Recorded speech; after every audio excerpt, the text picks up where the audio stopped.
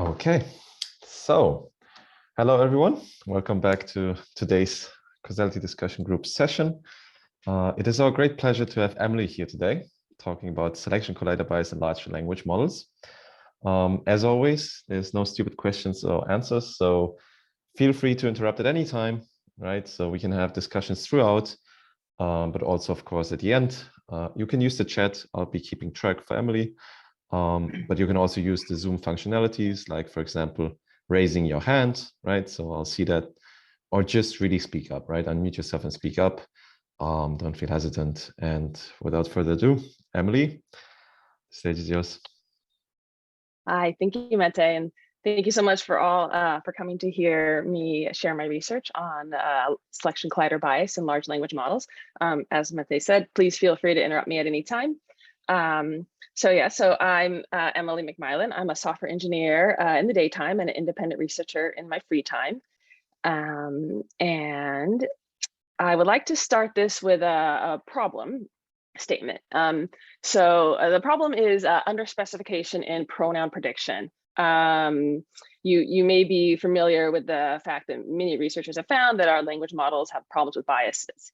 And so here's the problem I like to ask all of you to take a look at, and that is, how would you fill in this masked out pronoun in these 8 sentences? I know it's a lot at once, but if you could take a quick look, you might notice that there's this occupation of physician.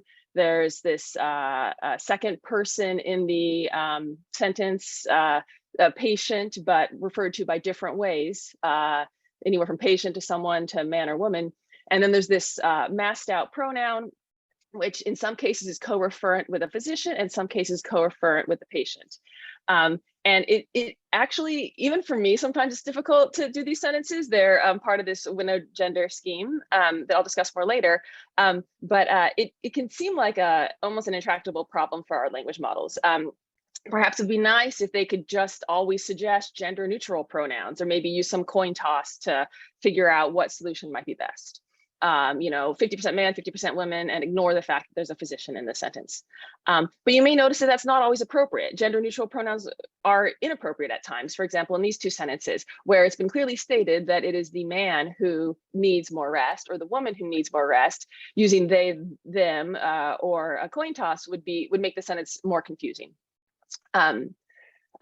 But also just relying on gender identifying features is also not going to work, because in this sentence, there's also man and woman, but it's inappropriate to use that to inform what the masked out pronoun is, because in these sentences, the masked out pronoun is co-referent with a physician. So here you see these sentences were all designed by humans to kind of be tricky in this way. And while they're very similar, they have the context specifies who is the masked out pronoun referring to. Now, if you've had some time, you may notice that the only 2 sentences that are gender specified are these 2, sentence 3 and sentence 4. It would be nice if a large language model could recognize that the remaining 6 sentences are underspecified, and that for those sentences, it should be uncertain in any prediction, as a human would be, and maybe in that case, it should use a coin toss. And only in sentence 3 and 4 should it use its predicted token. Well, using causal inference methods that we developed and an uncertainty metric informed by the data generating process, we're able to demonstrate such an uncertainty metric that usually matches human level uncertainty on a range of these sentences. So actually, this is a demo that I made that you can visit yourself. You can type it in over the course of this talk if you get bored, and there's 60 of these like pre-filled sentences you could select from. This is the Winnow gender evaluation set, and you can also fill in your own sentence. You can use the 4 pre-populated models, BERT base large and Roberta base and large, or you could add your own model as long as it's hosted on Hugging Face and it supports the fill mask task, because that's kind of what's happening right here. This is the fill mask problem, where in this case, the masked out word just happens to be a pronoun-like word. Usually we do see that the models are good at reporting their uncertainty appropriately. Again, we see that only for sentence 3 and 4 is the model claiming that it's certain about its prediction, and for everything else, it has a non-zero uncertainty. So I'm going to get back to how we're able to do that. But first, I want to take a step back and build up to that. So in this presentation, I'm going to establish a long-running example, and I'm going to select the data sets and this proposed data generating process to motivate that example. It's specifically gender bias, gender pronoun resolution in this case, but by the end, I hope to discuss how it could be much more general. I'm going to then discuss collider bias and why I'm calling it selection collider bias in particular. I'm going to motivate this match gender task that we designed to kind of probe how selection collider bias creates spurious correlations in underspecified tasks. And then I'm going to use this task to demonstrate previously unreported spurious correlations between gender pronouns and what I'm claiming are these gender neutral entities like time and place. So not to occupation, that's been established, but these things, I think many people would agree, we wouldn't expect there to be, we wouldn't expect these time and location to be gender dependent. Finally, I'm going to reintroduce this uncertainty metric, and then I'm going to discuss more general implications of selection collider bias in underspecified tasks. And feel free to interrupt me at any time. I also just shared your link in the chat, so for anyone who wants to open it at any time. Great, cool. And I should caveat. You'll see, and we'll discuss a bit at the end that Roberta Large, which is the largest model that is pre-filled, shows the best results. So you'll see underwhelming performance from BERT base in particular. And we'll get back to that. So just to ground it right away, I'm going to select some data sets and discuss the data generating process for these proposed data generating process. For these data sets, I'm using Wikipedia biography predominantly, and I'll discuss a little bit also a data set called Reddit Webis TLDR. Both of them are hosted on Hugging Face, and both of them were selected because they have some similarities to the data sets that are used to train these large language models, to pre-train them. So just like to dive right in and discuss the proposed data generating process. So this DAG on the right. So I'm claiming these top two nodes. This is W represents the gender neutral variables. In the case of WikiBio, it's place and its location and date. In the case of subreddit, Reddit TLDR, it's the subreddit interest group. I'll get back to why this is problematic for this research, but ideally I was hoping that I could find a list of subreddit names that are just like arguably gender neutral, like GIFs and funny, not something like world, soccer, or things that at least are in society generated, associated more with the gender. So this is gender neutral variables. This is gender. Z is access. So this will be our selection. This will be our selection bias node. So it's access that may be gender unequal in the data set, and note it's not explicitly recorded in the data set, though implicitly it will be there.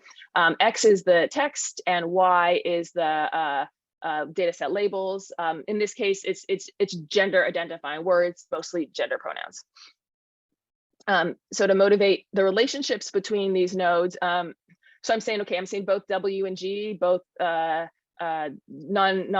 gender neutral entities and gender are independent, but they both can cause access. For example, in the case of WikiBio, access to resources have become less gender dependent as time has increased. So if you go to Wikipedia, if I said randomly select a Wikipedia entry in 1801, who's it about? It'd be much more likely to be about a man. Randomly select one in 2022. Who's to say? So people are aware that generally with time, record keeping has become more even. But of course, our records today reflect history. So generally with time, they become less gender dependent, but that's not even across location. With Reddit TLDR, despite some topics being gender neutral, the style and moderation of the community may reduce access to some genders. So again, we might have that gender unequal pressure, despite the fact that the topic is trees or GIFs. So that is how both W and G are related to Z. then I'm claiming that W is a cause of X. For example, the text might be about the location or the date or the subreddit topic. And G, of course, is a cause of pronouns, the gender pronouns. And text is more likely to cause the pronouns rather than vice versa. It's the context. If you have just as we saw previously in the example, the context dictated what pronoun was appropriate. I'll also add that we're going to get more into this match gender task, and that has a slightly different DAG. We attempted to make all the text gender neutral, so that means G is obscured, no longer direct cause of X. And perhaps this is like controversial, I'd like your feedback, but I also really put that like X is really no longer a cause of Y. In this very, very specific task of picking which gender pronoun, this causal relationship has done great in determining should there be a pronoun there or not. Like the language model is doing all the heavy lifting, but the specific task of should the pronoun be male or female, if in fact this is gender neutral text X and gender neutral entity W injected into the text, there's no longer this causal relationship. So that's kind of the setup. So I'll just pause in case there's any questions, but I think so far pretty straightforward. Yeah, so that's actually a perfect time. So we have a question from Dave. So maybe you want to speak up. Hi. So my question is, I think, so you showed the causal graph and then you showed the gender neutral variable, right? So it's assumed that the gender neutral variable is already given by an expert or by some process, right? Okay. Yeah. So I'd say I came up with these in thinking about what particular problems might we have where there is this selection bias pressure, where what is where the data set is not reflective of the larger population due to sample selection bias, but specifically we can imagine the sample selection bias has a specific pressure along a given axis where it's become increasingly less equal. And it could be so many things.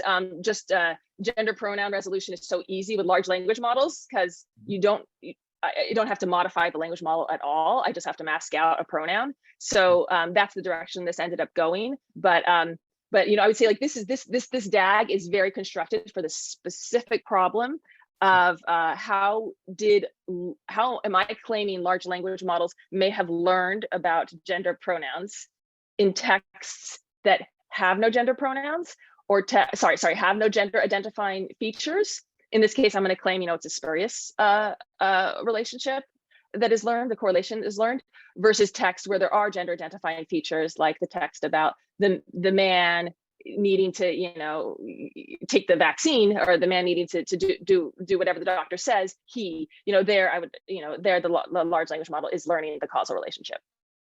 Sure. Okay, thanks. Does that answer it? Yeah, thank you. Cool. So any other questions for the moment? If not, then I'll say, Emily, you can continue. Okay, great, thanks. So I'm going to quickly discuss collider bias in these data sets.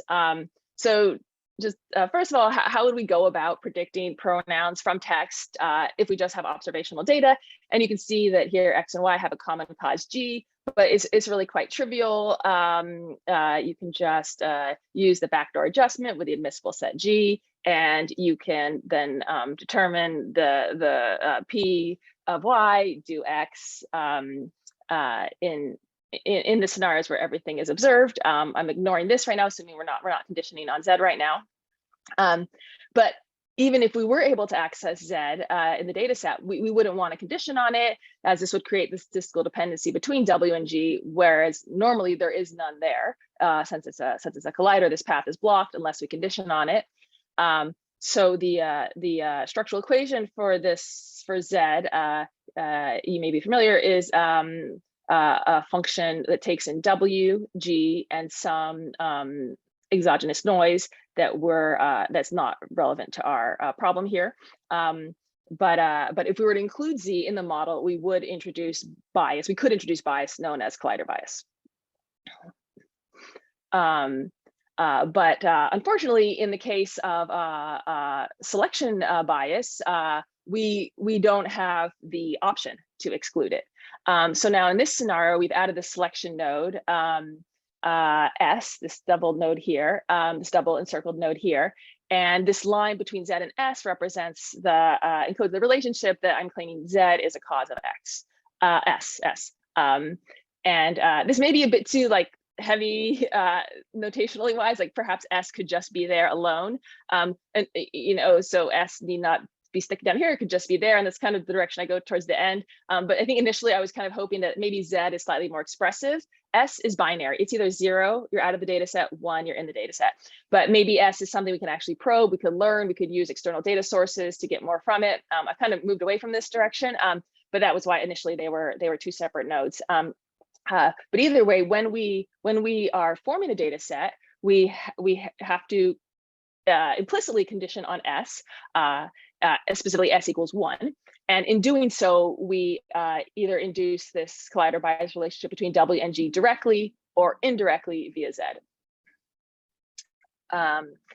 And so the reason why I use the term selection collider bias is I just want to be like really clear, because in the literature I actually saw a little bit, I don't know, maybe I was reading it wrong, but I saw what felt like lack of clarity. So selection bias is not always collider bias. You know, selection bias, unless the selection node is either in a collider bias relationship or the descendant of a node in a collider bias relationship, then it won't be inducing a collider bias. So it'll be inducing, you know, like, you know, you could have just bias, like you could have selection nodes exclusively off of W, for example. And that would be, that would introduce selection bias into the data set, but it wouldn't be introducing this spurious relationship between W and G. Also, collider bias is not always selection bias. You know, you could have, you could accidentally condition on Z in your data set, or you'd be forced to condition on Z in your data set. You'd be introducing this collider bias, but you have access to Z perhaps, and maybe you could correct it in some other way. Selection collider bias is particularly tricky because we don't have access to, generally don't have access to the node that's causing the collision. It's just implicit in the data set. And so that's what we're focusing on here. We're focusing on where the selection collider bias is what I'm calling it, where we have 2 entities, G and W in this case, which are unconditionally independent in the real world. And in the data set, they become conditionally dependent based on selection. And as we'll see, they become unconditionally dependent just because they're implicit in the data set. So yeah, to say that again, we're introducing the statistical relationship in the data set that's not there in the real world. And eventually, you know, notationally wise, we can get rid of this given S because every entry in the data set has S equals 1. So they become unconditionally dependent. So I have a question there here. Might be a question. Yeah. Regarding the concepts of real world and data set in this case, right? Yes. So yeah, could you maybe clarify that a little bit? So hopefully it'll be like more clear with the example, like the later like actual sentences that I run through the models. But like, so for example, I'm claiming that like in the real world, I could have a sentence which is in 1801, masked out pronoun had became a teenager, became an adult. Like in 1801, he or she, masked out pronoun, walked to the store. In the real world, we have no idea if that is a man or a woman, a girl or a boy. So in the real world, I would say that just because I prepended that text with 1801 versus 2022, it does not inform what the gender is. There's no relationship between date W and gender G in the real world. However, if I told you I saw a Wikipedia article this morning, and in that Wikipedia article, it's about someone who was born in 1801 and masked out gender, you know, something benign, but like got married, or not got married maybe because that involves 2 genders often, but like, you know, died. You would in your mental model probably think that that's a man, probably, or more likely, and because you have, you know, in your model, you're conditioned on the fact that it's in the data set S. You're conditioned on the fact that it's in Wikipedia, and we just know from Wikipedia and from history in general that in the 1800s, things that were written about were more written about men. And then if I updated it to say, oh, I saw a Wikipedia article from today, and in it masked out gender died, I think you would now in your model you would have change. Maybe there's still some relationship between G and W in your mental model, but it's much more loose. Like maybe now it is much more like a 50-50 coin toss in your head. Does that answer it? Yeah, so to paraphrase, right, in the sense that the real world, the real nature of the world, the underlying processes, they kind of don't, the G and W are not really communicating causally, right? But now in the data sets, they can, and so that's what you're talking about, right? Yes. Thank you for stating that so clearly. Yes, exactly right. Yeah. Cool. Thank you. Yeah. All right, I'll keep going. And apologize if I'm like repeating the same, like tell me if you get it, and I need to kind of like move on if the question's like a little more nuanced and I'm not appreciating that. Just feel free to redirect me at any point, including when I'm answering a question. So now I'm going to talk about the mass gender task and what do we desire in this mass gender task specifically. So we want a underspecified learning problem that is trained on data sets with selection collider bias. And the reason I want to be underspecified is because that's really where these spurious correlations will have a stronger influence, is my claim, and is probably well appreciated. So first thing I'm doing is I'm just updating this DAG a little bit. I'm like fully obscuring G. I am now have double-headed arrows indicating there's some unknown unmeasured variable here. And we have the selection node S added. This like, causal arrow between X and Y is mostly gone. So to achieve underspecification, what we need gender neutral variables.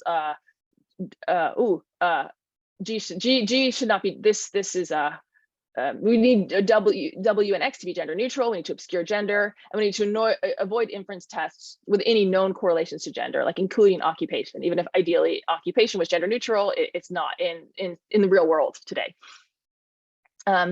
So to expose selection collider bias, I'm going to identify, and maybe this is a little bit like related to the other question, I'm going to identify some gender neutral candidates for W that I think are representative of what may already be used in large language models like date and place. And then I'm going to inject W into X at inference time. This seems a little contrived, but I would argue that like such underspecification is not uncommon to large language models. Like I think we've seen like these examples with translation, like from a language that's gender neutral to one that has gender terms in it. We are asking the model to make a gendered prediction with no gender identifying features. So I think it's actually in prompt and dialogue in so many scenarios, gender is often inferred without any gender feature. Another thing that we'd like out of the mass gender task is to require no modification to pre-trained models. You don't want to take a pre-trained model and add another linear layer to it and fine tune it, because then we're in our own, the results become much less general. So that is achieved by the mass gender task because it is just a special case of mass language modeling. In the case of mass language modeling, you just mask out 15% of your words or so tokens for pre-training. In our case, we're just going to mask out all the gender non-neutral words for prediction instead of randomly 15%.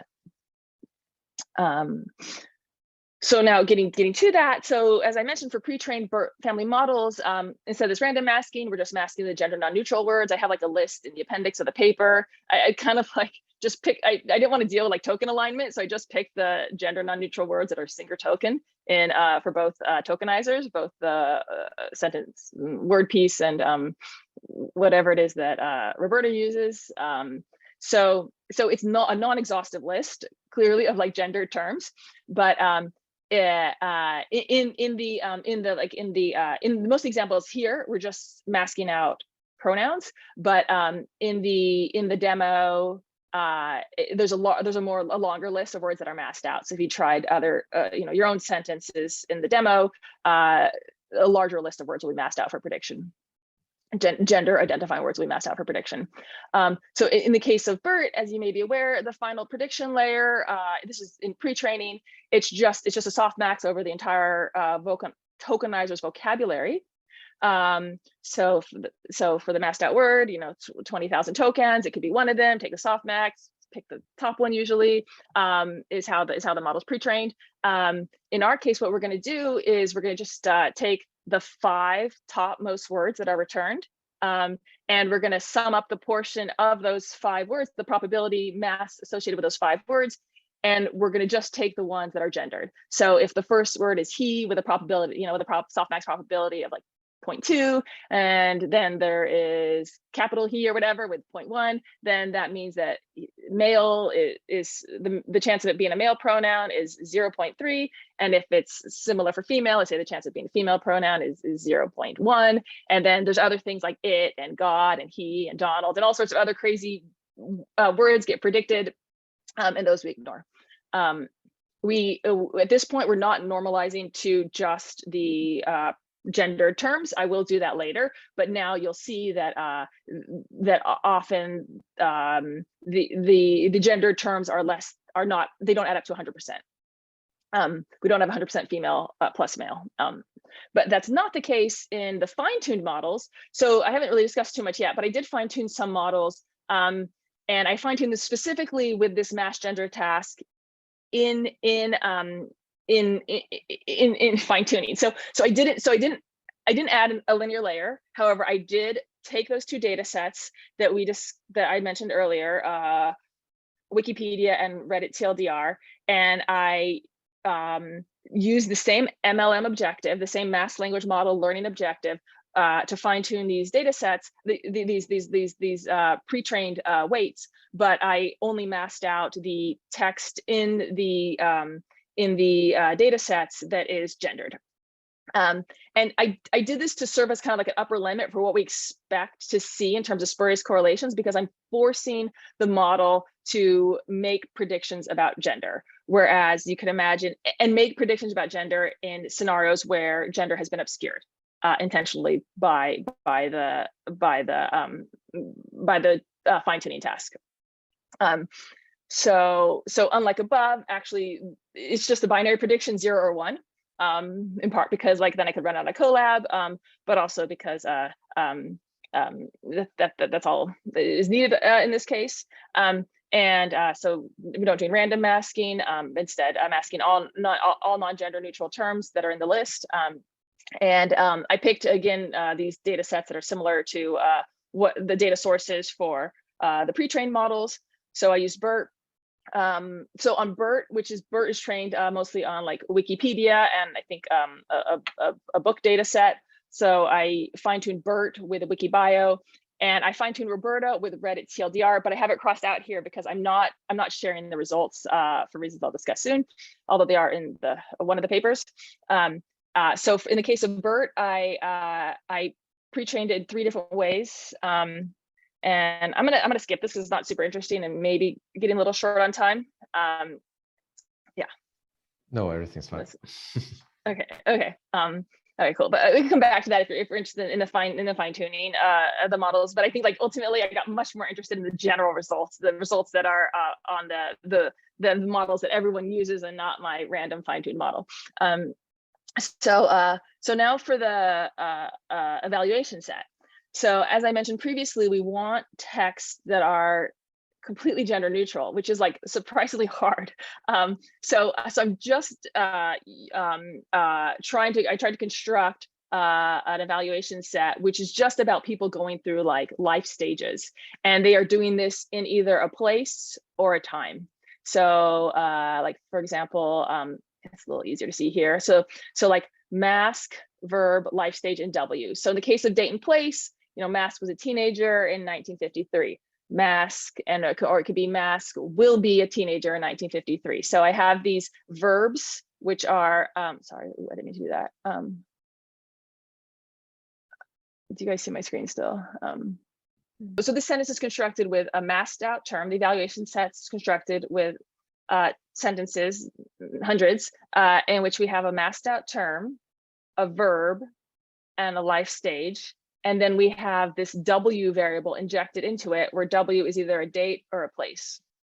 So for verbs, they are attempted to be gender neutral. So it's just was, became, is, will be, and becomes.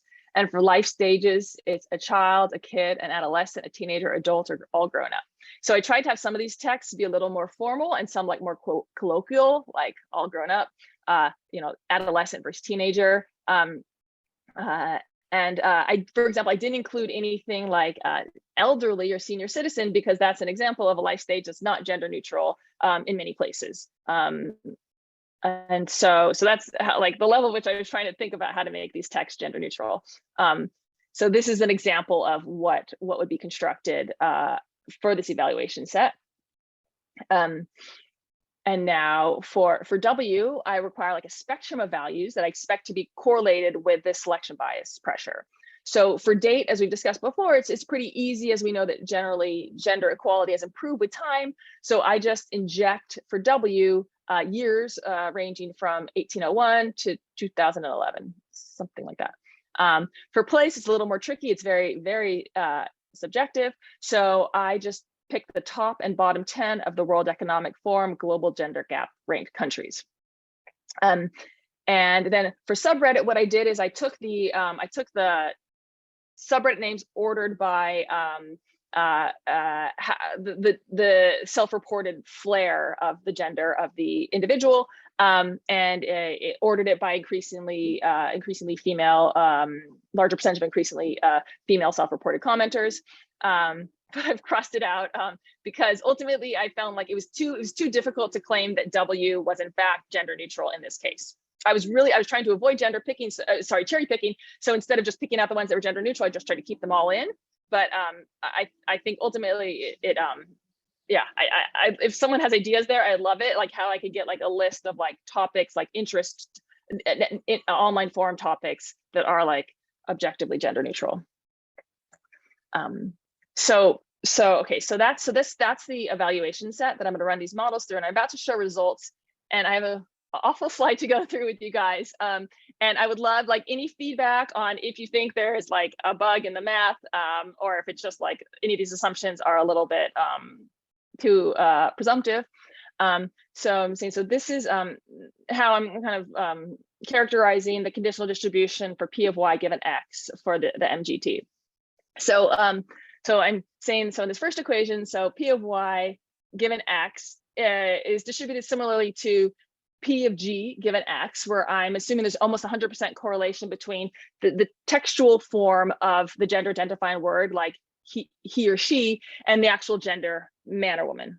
The symbolic gender G, man or woman, its textual representation, he or she, pretty much 100% correlation.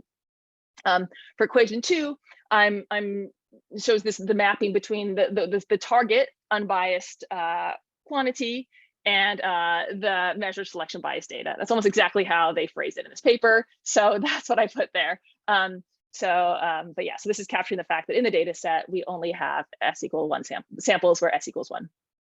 In equation 3, this is the result of conditioning on the descendant of the collider node Z. So S. So when we condition on S, then its ancestor Z is implicitly added to the conditional probability distribution, and here I've made it explicit. In equation 4, I'm replacing Z with the variables in its structural equation. Specifically, we know that there's a W and G are in the structural equation for Z. And we also know that there's a conditional dependency between G and W. So because we have G on this side of the conditioning bar, then W must go on the other side of the conditioning bar when we are adding these two variables in place of Z. So in equation 5, I'm assuming that we've successfully achieved this gender neutral text. So I'm assuming that the spurious correlations are exclusively due to W. So we've achieved both a gender neutral text X and spurious correlation free text X. So I'm removing X because I'm saying that G is not conditional on X. And then finally, I'm using like the definition of just like a selection node to say this is the population where S equals 1. So we no longer need to have it behind the conditioning bar. I'm also making both the Markov and faithfulness assumptions for saying that the DAG is a faithful representation of the probability distribution and vice versa. so with that out of the way, and I'm happy to come back to that, I'll show some of the results. Cool. So this is kind of what like we'd see ideally is we would see this spurious correlation between W, which is this spectrum of W's here. In this example, it's date 1801 to 2011, and the average softmax probability for gendered pronouns. So we'd expect female go up, male go down. That would be lovely, but like in reality, like there's much more going on in this data generating process. There's many different selection pressures. They're not just against gender, but they're against so many different things, age, race, ease of access to the data, color, like everything. So here we're just probing gender. So we're just looking at like a very thin slice of it. So we'd expect this to be much looser correlation than may actually exist. But hopefully the fine-tuned models can kind of hone in on this specific selection bias, because we're forcing the models to choose gender and in gender underspecified sentences. So while there may still be a range of W's, so let me just get my thing. So yeah, so we're only looking at like a single W. We're only looking at date or place, and there might be a whole bunch of other W's like occupation, maybe even verb tense. We're just looking at one of these W's, but we're looking at specifically the relationship between a model that's been trained on the relationship between W and G. So expect this, the distributions become a little tighter, hopefully. And if there's no selection bias, I'd expect there to be, I need to update this equation, but I expect there to be no correlation. So I'm gonna get out of the toy stuff. So this is what we do see for date. And this is like slightly older, slightly updated plots in the most recent paper, but they're all pretty much the same. So just a reminder, this is the text. So for example, Mask was an adult in 1953, or in 1953, Mask was an adult. And we see for our fine-tuned models, this is the slope and our coefficients. We see clear relationship as date increases from 1801 to 2003. The fine-tuned models are much more likely to predict female pronoun and male less so. And we see the same for BERT base, BERT large, Roberta base, Roberta large, and Electra base and Electra large, although a lot looser for Electra. And so yeah, so I would just say like this is, it's kind of a lot to see at once, but generally like, I'd say like undeniably, unless I've done something very wrong, the trend is there. That just injecting different dates, everything else is the same in this sentence. We can change the softmax probability of the predictive pronoun, and it's changing in a way, clearly for the fine-tuned models, it has to always add up to 1. So if one goes down, the other goes up. But it's not the case in these models. So plenty of other weird words tokens get filled in for the masked out things that I intend to be gender pronouns. But it is showing, this specific relationship with female going up and male going down. And same for place.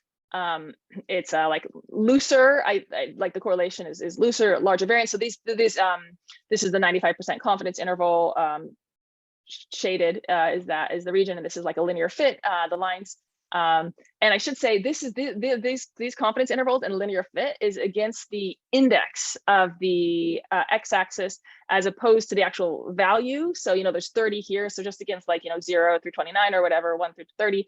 I did that because I in the case of like countries and subreddit names, I didn't have a good proxy of a number in place of the for the word, so I just used the actual index. So these plots, they're only relevant to one another. So that's kind of maybe how I'd argue that the fine-tuned models, that's the help, that's how they kind of serve a purpose, in that we can see kind of what is the strongest correlation that we'd expect given that we're doing the correlation against the indexed. But it's interesting to see how many of the pre-trained models that are completely unmodified, I'm just running inference on them, do show similar spurious correlations to the fine-tuned ones. And it appears slightly, it appears to be a little bit agnostic to the size of the model. I think that that's probably not true. And I'll get to some results that indicate why it's probably wrong, but at least it's very, very sensitive. These are underspecified problems. So like, I think the language model pick up on any spurious correlation it can. So it's very finicky, basically. And so all of these results, like they, if I accidentally left out the comma or something like that and reran it, I would see the same trend, but the numbers would change. So it's very spurious correlation heavy. So I'd like to just quickly discuss selection bias recovery, and TLDR, you can't recover. So there's without adding additional data or making additional assumptions, because there's pretty much a direct connection between the label, the outcome, and the source of the selection bias. So there's no way to deseparate. Maybe in theory, if we're able to learn Z well enough, we could deseparate, and that was kind of a hope I initially had. But I think like Z itself is a product of the selection bias, and even if we have like a bunch of like census data about gender, I mean, I think it's just really hard to correct. It's really hard to actually probe Z in any way that's accurate enough that you could condition on it. So I think that basically we can't recover from this selection bias, which is a shame. However, we do have a way of letting the model self-report when it's unsure. So coming back to these results, this comes from the Winnow gender evaluation test set. So in each sentence, there is three things. There's a professional referred to by the profession, like doctor. There's some context appropriate participant. In this case, it's the patient, and that patient is referred to by four terms: man, woman, someone, or other, where that other is specifically context dependent. Like in this sentence, it's patient. In another sentence, it might be student, for example. And there's a single pronoun that's either co-referent with the professional or with the participant. So I extended this evaluation set in just a small way, and that's that I added man and woman to the list of the participants. So previously, participants was just some or other. For example, someone or patient is one of the two, and I added man or woman. And I also added the phrase in date. So in every single sentence, I prepended it with in date. And similar to what I just did for the mass gender task inference results, I just populated that date with a range from 1901 to 2016, slightly different date range, because I want to be like more appropriate for the occupations that were discussed, contextually appropriate for the occupations that were part of the data set, evaluation set. So all told, it's a bunch of these, it's 60 occupations for the professional that are part of the Winnow gender evaluation schema. 4 words to describe participant, 2 of which I added, woman and man. 30 values for date, I added 2 sentence templates, which is part of the original, in this case, sentence template, where the top 4 sentence templates are the masked word is co-referent with the patient. Bottom, the second sentence template, the masked word is co-referent with the occupation, the professional. And so what do we do with that? Well, so just similar to what we saw before, if we take this, if we prepend these less innocent texts, like these texts are much less gender neutral than the ones that I previously showed results for, but nonetheless, if we prepend them with a range of dates, we're going to see, again, the softmax probabilities change for gendered pronouns. So in this case, I did normalize it to those pronouns that were gendered. So it adds up to 100. So it's either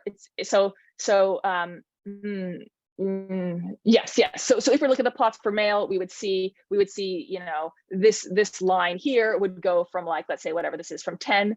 Here for female, it's 10 to 20. For male, it would go from 90 to 80. And I normalized it because in some of these sentences, the language models would come up with things that are very far from a gendered pronoun.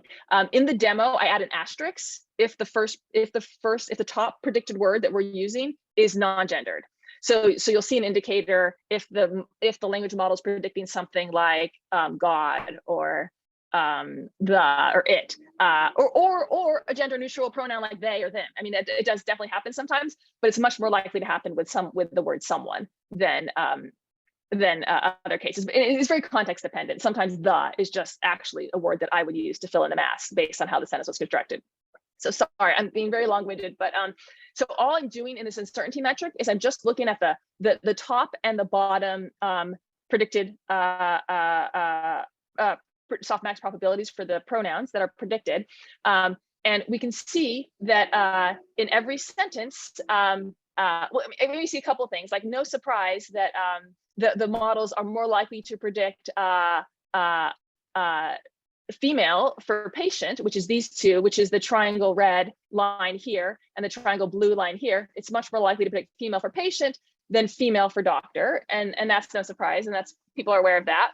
But what is the surprise is that the model is consistent in sentences where the prediction becomes specified. So there's only those two cases again, which is we see where the patient is a woman or where the patient is a man. That the patient woman is the top green triangles and the patient man is the bottom purple triangles. The model is consistent with predictions regardless of injected date, and the model is not confused by the injection of man or woman in sentences where the mask pronoun is co-referent with a doctor. It is continuing to more likely predict that the mask pronoun for the doctor is female regardless of the gender of the patient. So I feel like I'm short on time, so I want to just like say, so as we discussed, like as I said earlier, Roberta large is much more likely to show a larger difference in its uncertainty results for these two sentences here. In this case, sentence 5 and 6 are the ones that are gender specified. The remaining 6 are gender unspecified. So a human as well as a language model should be uncertain about every single sentence in this table except for sentence 5 and 6, and that is the case for all the language models. But we see the largest distinction in Roberta large as compared to BERT base. The distinction is much smaller, and I think that you know, it is probably due to like over parameterization of more parameters and longer training. So overfitting makes these models more susceptible to spurious correlations, but also, you know, more convinced by them, and so it's easier to tease them apart. And maybe it also makes it better at not being fooled by the by just the injection of man or woman in the text, where in fact the co-reference is to the doctor. So now I've just showed the results for all of the 60 sentences that are part of the window gender schema. And the top one is all these sentences are gender unspecified. So these little like shapes and colors here, like purple bar is man, green horizontal bar is woman, and we can see that there's uncertainty for every single sentence, regardless of whether man or woman is injected into the sentence, when the pronoun that's being predicted is co-referent with the professional, because the professional is never gender specified. However, for every occupation, when the man and woman is co-referent with the participant in the sentence, be it like the customer who's visiting the baker or the student who's with the scientist, for the most part, the uncertainty gets resolved appropriately only when the gender identifying term is co-referent with the masked gender pronoun. And so really quickly wanted to like just say like how maybe this could be like generalized. I'm definitely also very interested in feedback or pushback here, but I'd say like maybe most features of interest can be partitioned into those, and probably been done, those that are the causal parents of Y and those that are not. So just for example, here I now have it P for parent. Previously it was gender, and it is the causal parent of the outcome label Y. N is a neutral feature. Previously it was date, and here I've just included it exclusively because it's the cause of X, but not, you know, it's not a cause of Y. So as we know, selection collider bias can occur when N and P are both the cause of S, here some access to the data set. And so in the well-specified task, P is observed in the features of X, as we see here, P is in X. P causes X, but in the underspecified task, P is not observed. And the claim kind of I'm making earlier, then X is no longer a cause of Y in the specific task of interest. X is not a parent of Y. So in the prediction space, a task can then be classified as underspecified if we were to inject some known N into the X and see if this injection of N can influence the predictions. And if it is, then just as we saw with a specific gender pronoun scenario, then it's much more likely that the learning task may be underspecified. And I did that with just some toy data sets, toy data here. And we can see for the well-specified scenario in blue and the underspecified scenario in green. First start with unsampled data. So this is prior to selection bias. We see that X is correlated to Y. They both have the common parent P, so that's no surprise. And we see here that X is uncorrelated to Y because by design, there's no relationship between the two of them. However, then when we subsample by S, where we just, S is informed, S listens to both N and P, and we only take the values of S that are above some threshold, then moving down here, we see that in the subsampled case, bottom right for blue and bottom right for green, we see X versus Y. We now do see a correlation appear in the underspecified task. In this case, it's a negative correlation of like 0.3. And whereas with the well-specified tasks, the initial correlation to P appears stronger. And no surprise that this erroneous correlation between X and Y in the underspecified task is due to the selection collider bias between N and P. And you can almost imagine, the entire distribution looking more like this, and we just cut off and taken the top of it when we filter out for we filter our data set and we subsample based on S. And so that's the final slide. So I'm sorry to rush it so much at the end. So I just want to say thank you to you all so much for coming and listening to this and asking questions. And I hope more questions or follow up offline at any time. This research is it's very much my passion, but it's also something that I don't get to discuss with many people. So it's a really, truly any feedback is a gift. I'm not just saying that, like, even if it's, wrong or you think it's suspect, I would love to hear that. I have some demos that you could try. The one demo we discussed, the uncertainty demo, there's another demo where you could add your own x-axis, your own text, your own word like date that gets replaced. And you can look for these spurious correlations, your own language, your own large language model, as long as it's hosted by Hugging Face and it's BERT-like. And then I want to thank people who have encouraged me along the way, Hugging Face, because they host everything I do just for free, of course, because that's what they do for everyone. And then these amazing, great resources online, and also at Day. I really just appreciate that you have invited me here to speak. Thank you so much, Emily. So let's give it up for Emily by using our emojis here, clapping. So thank you so much. So, okay, then we'll continue with a discussion following the slides. Dave had another question. So it was related to transfer. So Dave, maybe you want to speak up.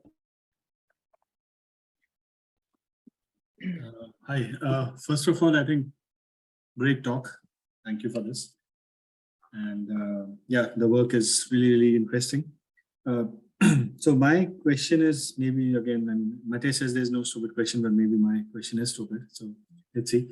So suppose if you want to, like, for example, you showed everything, it was nice, but then this is mostly in English language, right?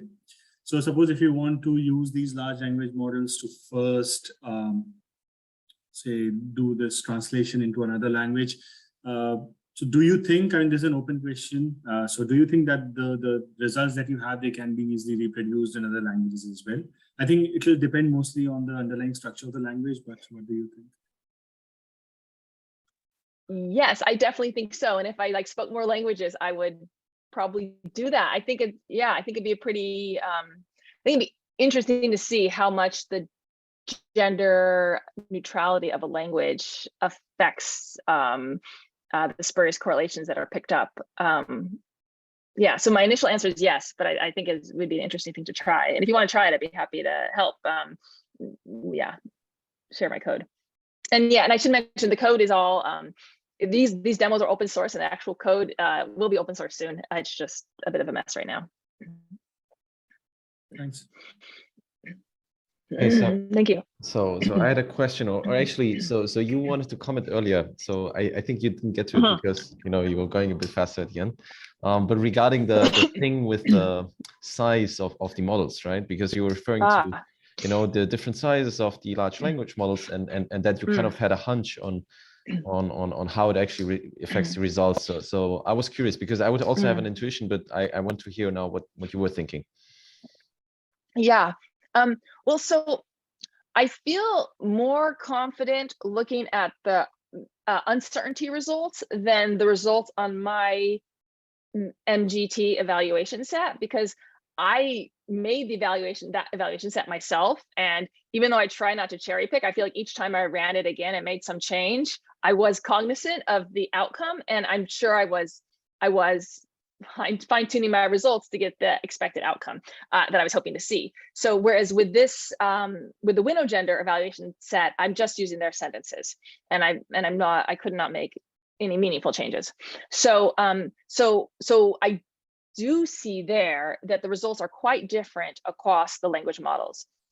So this is similar to what we saw before, and I'm sorry it's like a lot on one page, but basically we have BERT base at top, BERT large, and then Roberta base. And we previously saw the results for Roberta large, which aren't here. Maybe just to revisit those, because they're like slightly more compelling. So what we see is when we are doing predicting the pronoun for the professional, we expect there to be no zero. Nothing should have zero uncertainty, and that's not the case when we're doing it for the participant. So we see that much less so for BERT. So here we're doing the prediction for the professional, and we'd expect there to be no zeros. We do see some zeros for BERT, so BERT is making the mistake. So the injection of man into this text about an examiner is making it think that its uncertainty is zero, when in fact it should not be. And that problem goes away as we get towards Roberta base, and even more so as we get to Roberta large. And we see, well, we do see now we're looking at the plots, we're predicting for the participant, we do see that the uncertainty is more similar for all, that we don't see the nicer separation between the sentences that are uncertain and those that are uncertain and those that have uncertainty. So okay, so that's the data that I'm looking at. And it just seems reasonable to me that even though the parameter size of Roberta and BERT are similar, we know that Roberta has been fine-tuned, trained longer, trained on more data. So it seems reasonable that it's caused over-parameterization, even more so than we see in BERT. And we also see, that when there's more parameters, base versus large, within a given model type, we see we know there's also more opportunities for over parameterization. So I think it's probably just that relationship that I think has been like a study between over parameterization and spurious correlations. Like namely, spurious correlations are more likely to arise as you train a model longer with more parameters. How's that? Yeah, what you're thinking? That's good. So maybe another point now. So to follow up regarding the causal side of things, right? So yeah, of course, I believe things like faithfulness, right? They are your standard assumptions, which might or might not hold, right? And a lot of people would advocate against these kind of things. But regarding your base assumption, right, like the causal graph that you proposed, right? I mean, it all stands and falls with that, right? And we're trying to see whether it makes sense and everything. So I was wondering, what do you believe for yourself is the most brittle part of this structure that you're proposing? So where do you feel least confident about, maybe? Yeah, that's a really good question. So I feel like I feel a little bit like a jerk for moving this arrow between X and Y, because the model has done such a good job learning all it has learned about language. And here I'm like picking this one little tiny thing where it's not good. And I'm saying that this relationship is no longer there. And I don't know if that's, yeah, I don't, and so I'm forcing all the correlations to be spurious. And it seems like this to me seems like a brittle assumption. Yeah. What do you think? Yeah, I mean, yeah, I see your point, right? I agree. But it's interesting, and it's very cool also to just see, you know, taking on using causal tools, the likes of the language models, right? Which are, I mean, the worst case scenario for transferability, right? So transparency. So yeah. Okay, so yeah, and it's nice that yeah. they're there, right? You can't deny that the spurious correlations are there and they appear, you know, even if the underlying DAG is wrong. Like, I think I'm glad the results kind of speak for themselves. Yeah, exactly. I mean, it's pretty cool. I think also just, you know, it's a very timely topic. You know, just going, I mean, I think with date and place, what you identified is really good. The subreddit, I also like that you're kind of being fair about it. Yeah, but so maybe one last question from my side. So what about the generalization part, right? Because you want to give us some hints on, because if you look at the general setup, right? I mean, it's really just about these kinds of relations, right? And it being spurious and so on and so forth. So in general, we could imagine it to apply to a lot of things, actually, right? So I'm wondering what you maybe had in mind, because, you know, gender and these things, well, they are timely, but they are kind of very specific and maybe not as important in that case. But yeah, what do you think? Yeah, I would love people's thought on this, like data sets where maybe this could be tested more, could be tested, period. I think that there's selection, you know, I think a lot of people say that there's selection collider bias in all of our data sets, but it's almost like, what do we do about it? So it's I think a lot of work tries just to move past it and acknowledge that it's there, but not necessarily address it. I mean, clearly, like Pearl and Barenboim has done a ton on this, but outside of that, you know, in maybe more empirical research. So I would love to see if I can come up, if people, myself or someone else could come up with like just a wide range of examples where we really could like create this partition and show this to be the case. So yeah, so I think like maybe with tabular data, like I you know, and there's some existing you know, some existing data sets that are used for spurious correlation research, like water birds, where it's I don't know if you're familiar with that, but it's much more like the background versus the foreground, and it's a little bit, in my mind, a less interesting type of spurious correlation, because I don't think it's of the collider bias variety. I think there's probably many more examples in data sets I'm just like not aware. So yeah, that's the direction I think I would like to take this, is just to make it more general. The other problem though that I have, the reason why maybe I would move away from large language models, is because it is surprisingly hard to get the language model, like I'm sure that it's a gendered pronoun. I'm sure the sentence I constructed is going to pick a gendered pronoun to fill it in, and instead it picks the.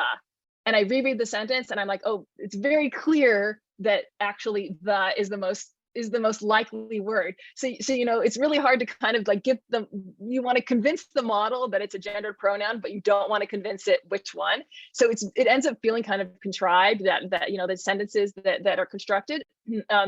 So you know, I'd like to maybe work with different types of models where I don't I don't want to do any fine tuning myself, but maybe like some other, because I think it's less interesting, but maybe some other well accepted models that I can then like maybe work with images, but I haven't done a lot, but then I can challenge it with a data set. I guess I'm not sure. I'd love feedback. Yeah, no, it's interesting. I mean, yeah, I mean, for these language models, they sometimes do what they want, right? So yeah. So maybe Very someone much. else. So who has questions or thoughts? Who please speak up.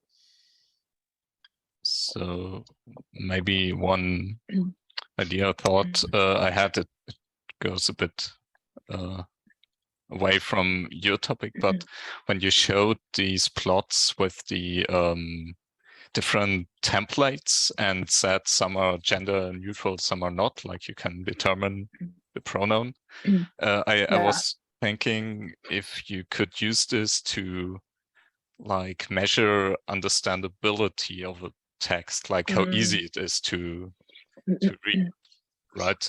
If you have a text that really clearly states things, it's maybe easier to read than if the reader has to guess, oh no, what does the masked out word or the pronoun now refers to which of the objects in the sentence. Yeah, I think that makes sense. I think like understandability and underspecification, I think there's probably a lot of similarities. Like, it's, you know, I think we have a lot of problems that we encounter in life where we're like, the answer's unknown, and we're just like, okay, I don't understand, you know, either the problem's not well specified, or, you know, there is just simply no answer to this problem. But language, or any model, you know, like we force it to come up with something, you know, we have a softmax, or we use the logis, we do something, you know, we force it to give us an answer. And so it does seem like this could be used just more generally to show that like the problem just might not be well specified, it might not be understandable. And if you'd ask this to a human, they would say, I don't know, you know. Right. So yeah, that makes sense.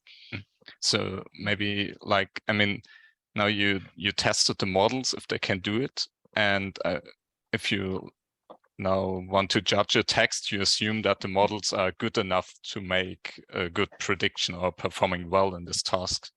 Like from your experiments, do you think the models are good enough to do such measuring of texts, of judging them? Yeah. I think, I mean, Roberta Large, and I'd love to like get to like the bigger like GPT-like models. They use a different training objective, so I have to be a little more heavy-handed in my approach. I would have to fine-tune in some way or another. But so just with Roberta Large, I was totally impressed at how good it was at figuring out which sentences were specified. That the only two were specified in all these different examples. So I kind of started this thinking like, oh, these language models, they're so prone to spurious correlations. Like they're, you know, like they're just co-references. It's not about just co-occurrences. It's just co-occurrences that's driving this. It's just, you know, it's just like, is there a word nearby? But here we can see that it's clearly understanding the syntax. I mean, the word woman is right next to the masked term. The word man is right next to the masked term. It's one token away, but it's still able to recognize that whether that gender identifying word, man or woman, is co-referent with the masked term or another term. Like so I actually think it's doing something that I find difficult. Like I have to like ponder these sentences for a minute or two to figure out if it's specified or not, what the pronoun would be if it is specified. And the model does it. So I do think they're actually quite good. And I'm sure that GPT is even better.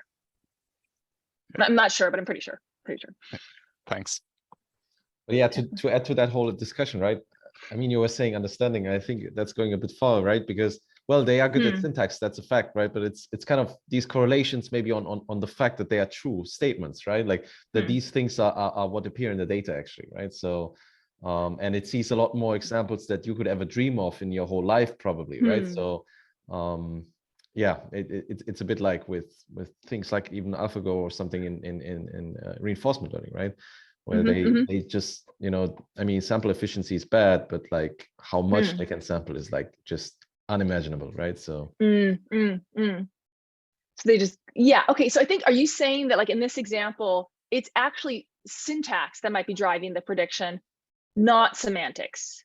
I think I might have said semantics, but I think you're pointing out it probably is just syntax. Like if you did like a syntax tree of this sentence, that would be sufficient. And so to determine whether it's gender, whether it's underspecified or not. Is that what you're saying? Because yeah, I think I might have been overstating actually what the model is capable of. No. I was just picking on the word understanding, right? because that's yeah, not yeah, something yeah. Udo Pearl would do himself, right? Because he's searching for deep Yeah. understanding. Also, it was Yes, referencing that's fair, actually very fair. one work that we've been doing, right? So I can also share it with you afterwards, which is kind of, you know, tackling also perspective there, right? It's yeah. Oh, we have another question. So Dave, maybe speak up. Yeah, I think another interest, so it's not a question, maybe some future work. So an interesting thing can be if you can use these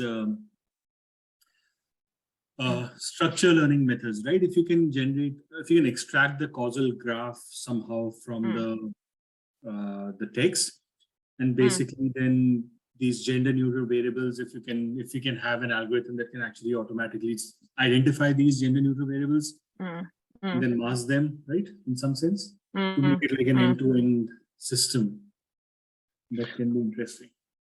I would love that. I know there are people here who are, you know, experts on that, and I would love to collaborate because I know very little about that. Yeah, I mean, I think that approach would be much more generalizable. It would be yeah, it would be a data-driven approach basically, right? And you could actually, depending on what kind of algorithm parameters, you just explore different routes, right? Like it's not like you as a human dictating a certain graph and now go with something. You just explore all of them at the same time in a sense, and then you know, evaluate. So I find it interesting too. Yeah. No, sorry, keep going.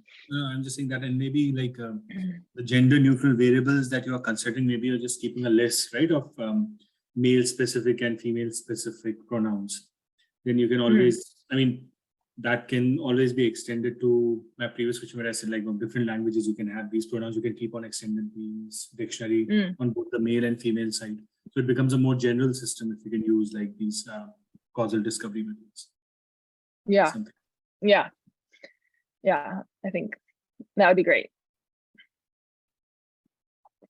Cool. Any other questions for Emily? Or thoughts, discussion points?